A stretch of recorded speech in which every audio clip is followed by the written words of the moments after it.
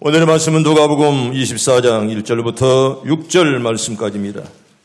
누가 24장 1절부터 6절까지 우리 천천히 같이 합독합니다. 안식 후 전날 새벽에 이 여자들이 그 준비한 향품을 가지고 무덤에 가서 돌이 무덤에서 굴려 옮겨진 것을 보고 들어가니 주 예수의 시체가 보이지 아니하더라. 이로 인하여 근심할 때에 문득 찬란한 옷을 입은 두 사람이 곁에 섰느니라. 여자들이 두려워 얼굴을 땅에 대니 두 사람이 이르되 어찌하여 살아있는 자를 죽은 자 가운데서 찾느냐? 여기 계시지 않고 살아나셨느니라. 아멘. 할렐루야. 사망 권세 깨고 부활하신 주님을 다 만나길 바랍니다. 영광스러운 부활의 영광이 우리 모두에게 다 충만하길 바랍니다. 따라합니다. 예수 부활, 승리 부활, 예수 부활, 내 부활. 할렐루야. 성도 여러분, 예수 부활, 내 부활, 예수 승리, 내 승리가 되는 줄로 믿습니다. 여러분, 먼저 성경 우리 마가복음 16장 5절과 6절 우리 2절 천천히 봅니다. 시작. 무덤에 들어가서 흰옷을 입은 한 청년이 우편에 앉은 것을 보고 놀라매 청년이 이르되 놀라지 말라. 너희가 십자가에 못 박히신 나사렛 예수를 찾는구나. 그가 살아나셨고 여기 계시지 아니하니라. 보라, 그를 두었던 곳이니라. 아멘. 따라합니다. 그가 살아나셨고 여기 계시지 아니하니라. 할렐루야. 믿어지만 아멘. 믿는 대로 될 줄로 믿습니다. 아멘 아멘 하는 자에게 네 믿음대로 될 줄로 믿습니다. 기독교는 여러 면에서 다른 종교와 구별이 됩니다. 여러분, 다른 종교와는 완전히 다릅니다. 여러분, 기독교가 다른 종교와 가장 뚜렷한 차이점을 보이는 것은 뭐니 해도 기독교만이 유일하게 부활의 종교라는 것입니다. 여러분, 기독교는 십자가의 죽음과 부활, 이게 두 개의 축입니다. 유교의 창시자인 공자도, 불교의 창시자인 석가도, 이슬람의 창시자인 마호멧도 죽었고 그들의 무덤이 남아 있습니다.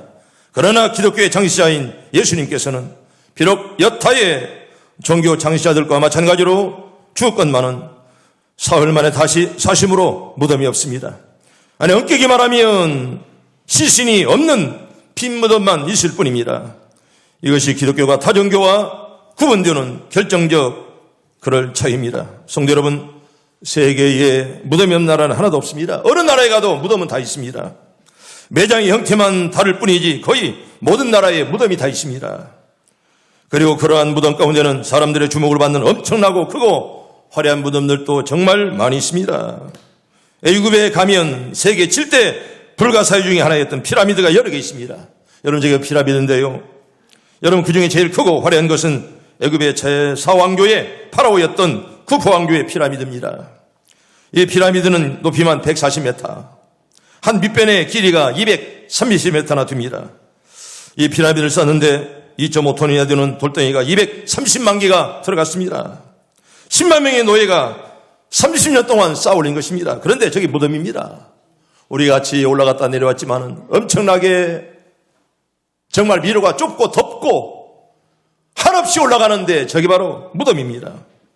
그런가 하면 중국에는 웬만한 산보다도 큰 왕릉들이 질비합니다. 그 중에 하나가 특별히 진시황묘입니다. 대단했습니다. 제가 아마도 25년 전에 진시황묘를 갔지만은 정말 대단한 그런 묘였습니다. 얼마나 큰지, 얼마나 대단한지, 또 그 안에서 나왔던 유물들은 얼마나 많은지 가는 사람들이 입을 떡 벌어질 정도로 그게 바로 왕의 무덤이었습니다. 인도에는요, 모굴 제국의 황제 샤자한이 자기 왕비를 위해서 여러분 그 유명한 타지마할을 지었는데 저기 바로 무덤입니다. 세계에서 가장 아름답다는 바로 건물 중에 하나가 바로 타지마할입니다. 얼마나 많은 사람들이 오는데 사실은 무덤을 보러 오는 것입니다. 저도 인도 뉴델리에서 저 무덤까지 가는데 버스로만 5시간, 6시간을 타고 가야 됩니다. 질이 좋습니까? 근데 거기 가면 얼마나 많은 사람들이 저걸 보려고 거기에 찾아오지만은, 여러분, 왕이 자기 아내를 위해서 지은 바로 무덤, 세계에서도 가장 아름답다는 그런 건물이 바로 저 타지마할입니다. 그런데 여러분, 그 어떤 무덤보다도 세계 사람들의 이목을 끄는 무덤이 하나 있습니다. 이 무덤은 지금까지 말한 무덤들에 비해서는 화려하지도 않고 웅장하지도 않습니다. 이 무덤은 그저 동굴일 뿐입니다. 그리고 이 무덤에는 시신도 없습니다. 이 무덤은 한마디로 빈 무덤입니다. 사실 아니 그 무덤이 빈 무덤이기 때문에 더 많은 사람들의 관심이 거기에 집중되고 있습니다. 누구의 무덤입니까? 바로 예수 그리스도의 무덤입니다. 이 무덤은 세상에 단 하나뿐인 유일한 빈 무덤입니다. 그렇다면 이 초라한 빈 무덤에 사람들의 관심을 끄는 이유가 무엇이겠습니까? 이 빈 무덤은 오늘 우리에게 무엇을 말씀해 줍니까? 첫째로 예수님의 빈 무덤은 예수님께서 사망을 정복하신 것을 말씀합니다. 아멘. 따릅니다. 예수님께서 사망을 정복했습니다. 여러분, 사망은 공포의 왕이요 최대의 도력자입니다. 이 사망은 5대 6대주 못 가는 데가 없습니다. 어디에나 이 사망은 다 갑니다. 횡포하지 않는 데가 없습니다. 누구도 이 사망을 이기본 사람이 하나도 없습니다. 이 사망이란 정복자 편은요, 항우장사도 왕도 피해자나 과학자도 맥없이 쓰러집니다. 누구도 이 사망의 정복자 앞에서 생명을 보존하지 못합니다. 누가 죽음을 이깁니까? 누구도 죽지 않은 사람 하나도 없습니다. 그래서 사람들마다 이 폭군 앞에서 떨고 한숨 쉬며 눈물을 흘리며 죽음을 두려워합니다. 사망은 여러분 우리 인생의 최고의 적입니다. 그런데 보세요. 우리 예수님은 죽은 지 사흘 만에 무덤을 열고 살아나셨습니다. 믿는 대로 들 줄로 믿습니다. 사흘 만에 살아난 주님은 지금도 내일 우리와 함께하는 줄로 믿습니다. 여러분, 그래서 예수님의 무덤은 빈 무덤입니다. 예수 그리스도는 사망의 소굴에 뛰어들어 일격에 사망을 정복하고 승리자로 남아 있습니다. 물론 이 사망은 예수님 안에 있는 우리에게도 분명히 찾아옵니다. 예수 믿는 우리에게도 언젠가는 사망이 닥쳐옵니다. 아니, 우리가 언제 닥쳐올지 아무도 예측하지 못합니다. 또한 사망은 이제는 그런데 여러분, 우리에게는 여러분 사망은 주인으로서가 아니라 총으로 오는 것입니다. 그래 우리는 비록 죽는다 할지라도 장차 주님이 다시 오시는 날에는 주님처럼 죽음을 이기고 부활의 영광을 누리게 될 줄로 믿습니다. 여러분, 그런즉 예수 그리스도의 부활을 믿는 성도 여러분, 바울처럼 이렇게 우리가 노래합시다. 우리 성경 볼까요? 고린도전서 15장 55절부터 58절 천천히 봅니다. 시작. 사망아, 너의 승리가 어디 있느냐? 사망아, 네가 쏘는 것이 어디 있느냐? 사망이 쏘는 것은 죄요, 죄의 권능은 율법이라. 우리 주 예수 그리스도로 말미암아 우리에게 힘을 주시는 하나님께 감사하노니, 그러면 내 사랑하는 형제들아, 견고하며 흔들리지 말고 항상 주의 일에 더욱 힘쓰는 자들이 되라. 너의 수고가 주 안에 헛되지 않는 줄 알미니라. 아멘. 여러분들의 수고가 하늘나라에서 반짝반짝 빛날 줄로 믿습니다. 여러분, 여러분들의 수고, 여러분들의 헌신, 여러분들의 헌금, 여러분들의 봉사가 하늘나라에서 반짝반짝 빛나시기를 바랍니다. 우리 교회는 70년을 맞이합니다. 이제 우리가 다음 달 5월 28일 날 우리 11시에 70주년 예배를 드리고 또 장로, 안수입사, 권사 임직식을 갖게 됩니다.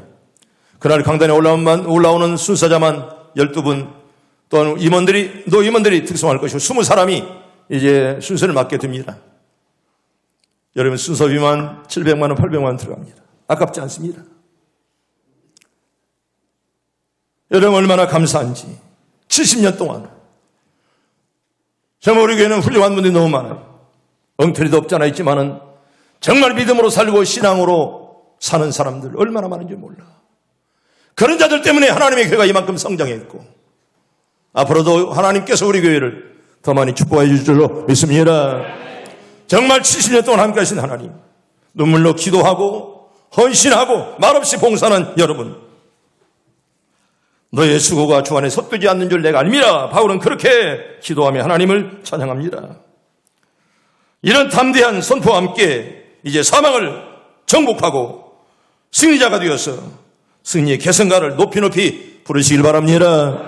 두 번째로 예수님의 빈 무덤은 예수님께서 사탄에게 승리를 거뒀음을 우리에게 말씀해 줍니다.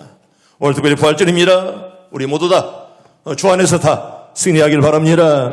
사탄을 이기고 세상을 이기고 나는 여러분들 죄에서 다 해방받길 바랍니다. 예수님의 빈 무덤은요, 또한 예수님에게서 사탄에게서 승리를 거두시는 우리에게 말씀하는 것입니다. 여러분, 사탄은 사망의 권세를 가진 자입니다. 사탄이가 우리 인생에게 사용할 수 있는 최대의 무기는 바로 사망입니다. 그런데 예수님은 이 사망의 권세를 깨뜨리고 무덤에서 일어나셨습니다. 이건 예수님께서 사탄에게 승리를 거두었음을 우리에게 확실하게 보여주는 것입니다. 그래서 주님은 이렇게 선포합니다. 요한복음 16장 33절 봅니다. 요한복음 16장 33절 천천히 봅니다. 시작. 이것을 너희에게 이르는 것은 너희로 내 안에서 평안을 누리게 하려 함이라. 세상에서는 너희가 환난을 당하나 담대하라. 내가 세상을 이겼노라. 아멘. 따라합니다. 너희가 환난을 당하나 담대하라. 내가 세상을 이겼노라. 저와 여러분들도 약하지만은 예수님 붙들면, 예수님 붙들어 주시면 언제 어디서나 승리할 줄로 믿습니다. 담대하라. 내가 세상을 이겼노라. 이렇게 우리에게 말씀하십니다. 언제 어디서나 여러분 다 담대하길 바랍니다. 평안하길 바랍니다. 고난과 고통이 찾아올지라도, 역병이 올지라도 여러분 다 믿음으로 이기길 바랍니다. 그렇습니다. 예수 그리스도는 영광스러운 부활은 흑암의 왕 사탄의 최후의 전략이었다는 것을 우리에게 보여주는 것입니다. 성도 여러분, 부활의 주만 우리와 함께 하시면 악마는 이빨 빠진 사자요, 무장 해제당한 포로같이 무력한 것입니다. 그런데 우리는 이제 사탄을 두려워하거나 여러분 절대로 겁낼 필요가 없습니다. 우리를 사랑하시는 자 예수 그리스도로 말미암아 이기고도 남음이 있는 줄로 믿습니다. 여러분, 우리가 우리 대장 예수 그리스도의 깃발 아래에서 그만 따르면 사탄을 정복하신 우리 예수님의 승리는요, 우리의 승리가 될 줄로 믿습니다. 여러분, 그런지 우리 항상 우리 주 예수 그리스도와 늘 여러분들 동행하길 바랍니다. 여사님과 있읍시다. 예수님과 동행합시다. 여러분, 사람 바라보지 말고, 남편 바라보지 말고, 아내만 바라보지 말고 여러분 꼭 주님만 바라보길 바랍니다. 주님과 동행하는 자가 아름다운 자고 승리의 최후의 승리자입니다. 세 번째로 예수님의 빈 무덤은 예수님께서 최대한 승리자임을 우리에게 말씀하는 것입니다. 우리 예수님께서는 우리의 죄짐을 짊어지고 십자가에 죽었습니다. 그리고 무덤에 장사되심으로 우리의 부채와 죄를 위해서 재판정에서 유죄 판결을 받고 어두운 감옥에 들어간 사람처럼 한때 무덤 속에 갇혀 있었죠. 그런데 만일 예수님께서 지금까지 무덤 속에 그대로 머물러 계시더라면 어떻게 되겠습니까? 아직도 주의 부채가 우리에게 남아있다는 의미가 될 것입니다. 그러나 예수님께서는 승리의 영광으로 무덤 문에서 나온 줄로 믿습니다. 저 예수님은 그의 죽으심으로 우리의 죄를 완전하게 청산하셨고 다시 사심으로 죄의 세력을 완전하게 포기한 것입니다. 그렇게 우리 예수님은 죄에 대한 승리자이십니다. 그러므로 이제는 그의 안에 있는 자는 누구나 의롭다함을 얻게 하셨고 죄의 이감나는 주 안의 소리가 의인이 된 줄로 믿습니다. 우리는 다 죄인이지만은 의로운 이제 죄인이 되었다는 것입니다. 로마서는 이렇게 말합니다. 로마서 4장 25절을 봅니다. 로마서 4장 25절 신학적인 말씀인데 좀 천천히 봅니다. 시작. 예수는 우리가 범한 것 죄 때문에 내줌이 되고 또한 우리를 의롭다 하시기 위하여 살아나셨느니라. 아멘. 살아계신 주님을 바라보며 우리의 죄값도 치러 준 줄로 믿습니다. 여러분, 그런즉 우리는 믿음으로 이렇게 노래해야 됩니다. 로마서 8장 33절과 34절 두 절 봅니다. 시작. 누가 능히 하나님께서 택하신 자들을 고발하리요 의롭다 하신 이는 하나님이시니 누가 정죄하리요 죽으실 뿐 아니라 다시 살아나신 이는 그리스도 예수시니 그는 하나님 우편에 계신 자요 우리 위해서 간구하는 자신이라. 아멘. 때때로 어려움을 당할 때, 힘들 때, 고통당할 때 여러분 낙심하지 마세요. 우리 위해서 예수님이 지금도 끝내 중보기도 하는 줄로 믿습니다. 절대로 낙심하지 마시고 주님 나와 함께 하심을 깨닫고 힘들고 어려워도 언제나 늘 정말 좁은 길 건너는 그걸 믿음으로 걸어갈 때 하나님의 영광스러운 앞날을 우리에게 보장해 줄 줄로 믿습니다. 그런지 우리는 이 일을 기억하고 기뻐하십시다. 우리가 범한 죄값으로 말미암아 받을 형벌을 주님께서 다 지불하시고 이제는 주님이 부활하셨습니다. 마치 태양이 떠오름으로 휘감이 물러가는 것처럼 주님께서 부활하심으로 우리의 모든 죄가가 다 통해서 서가 먼 것처럼 다 사라졌습니다. 우리는 이런 신앙으로 은되었으니 항상 감사하고 하나님께 영광 돌리기를 바랍니다. 네 번째로 예수님의 빈 무덤은 예수께서 만물의 정복자이심을 우리에게 말씀하고 있습니다. 성도 여러분, 예수 그리스도의 부활은 그를 방해하는 모든 장애물에서 승리를 의미하는 것입니다. 세상에 있는 힘과 모든 원수에 대한 왕으로서의 권세를 가지신 것을 여러분 나타낸 것입니다. 영광스럽게 우리에게 보여주신 것입니다. 아울러 그것은 우리가 예수 안에 살고 예수님의 부활의 능력에 들어가게 될 때에는 이 세상 아무것도 우리를 방해할 수가 없다는 것을 예수님의 부활하심으로 우리에게 친히 보여주었습니다. 또한 만물은 다 우리의 승리의 발 아래 정복되어야 될 것을 우리에게 보증하는 그런 말씀이기도 합니다. 여러분 부활하시니 모든 것들이 다 깨끗하게 끝났지 않았습니까? 성도 여러분, 다시 사신 예수님은요, 문을 닫으나 여나 돌로 막으나 굴려대나 아무런 의미가 없습니다. 우리 주님은 시공간을 초월하시고 누구도 막을 길이 없습니다.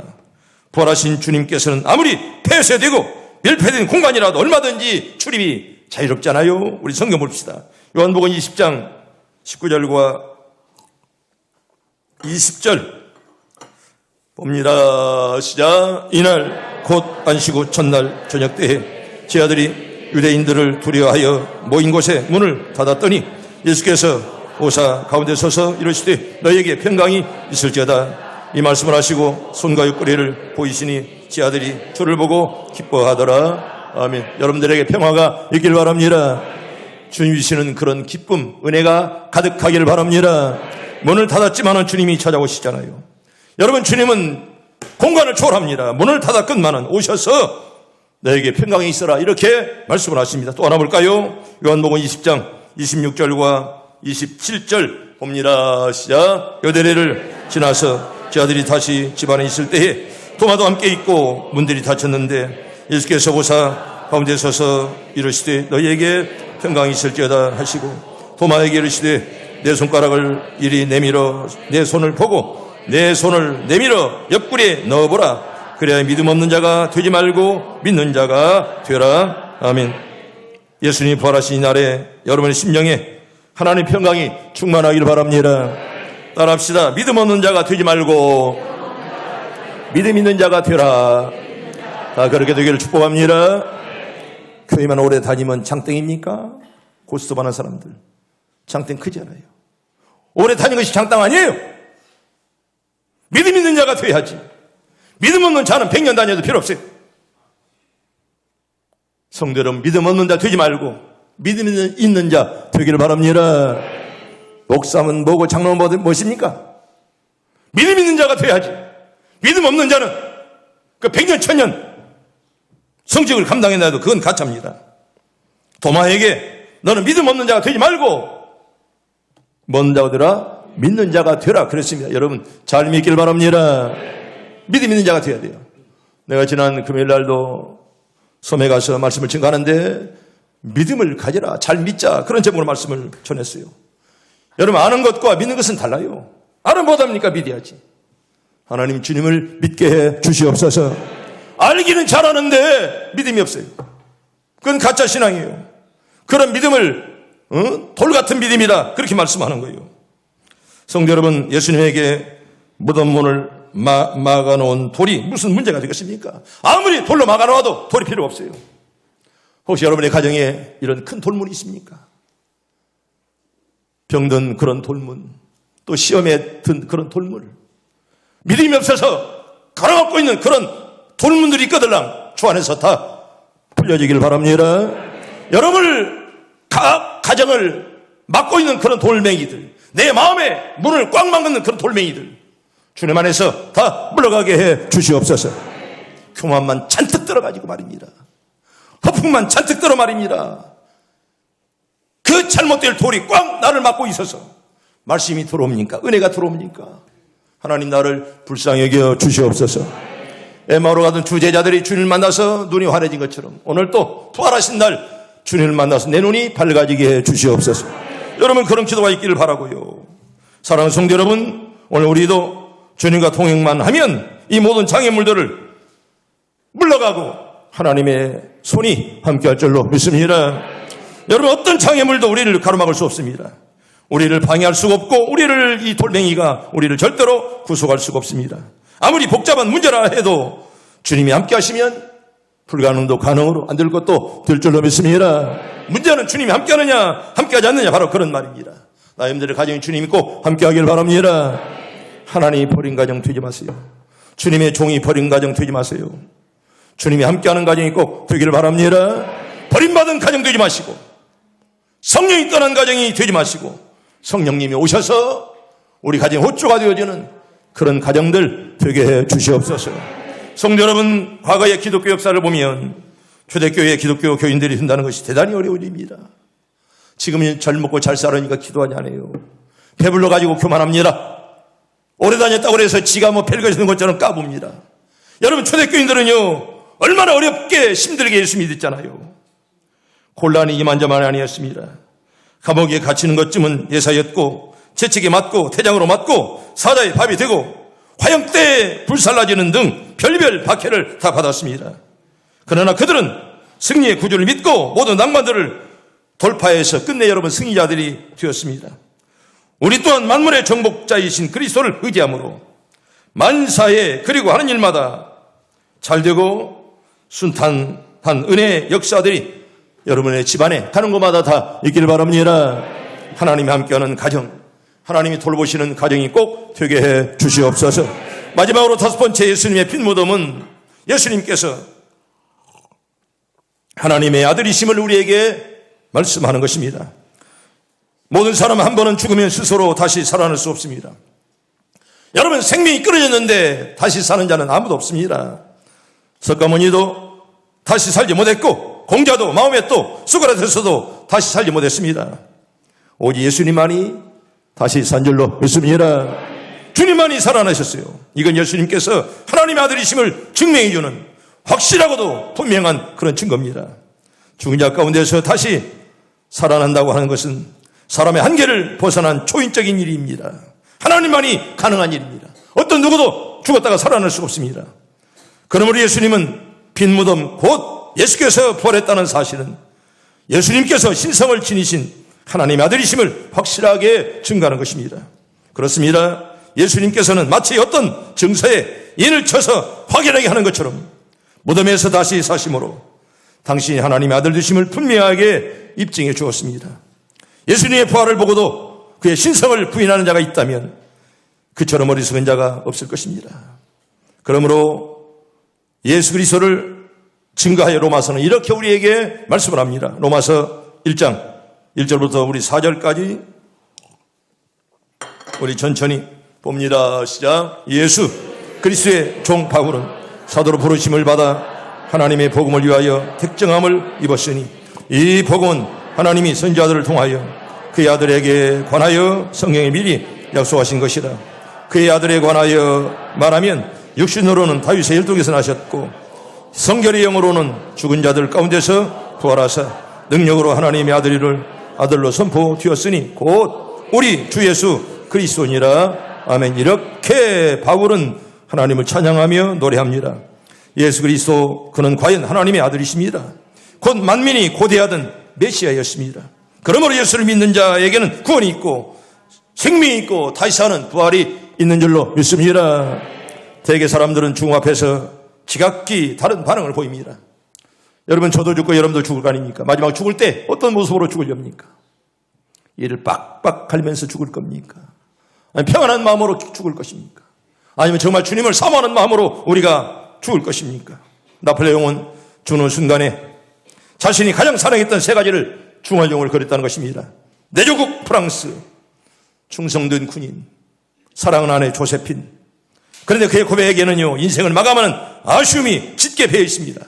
내 조국 프랑스, 충성된 군인, 사랑하는 아내 조세핀.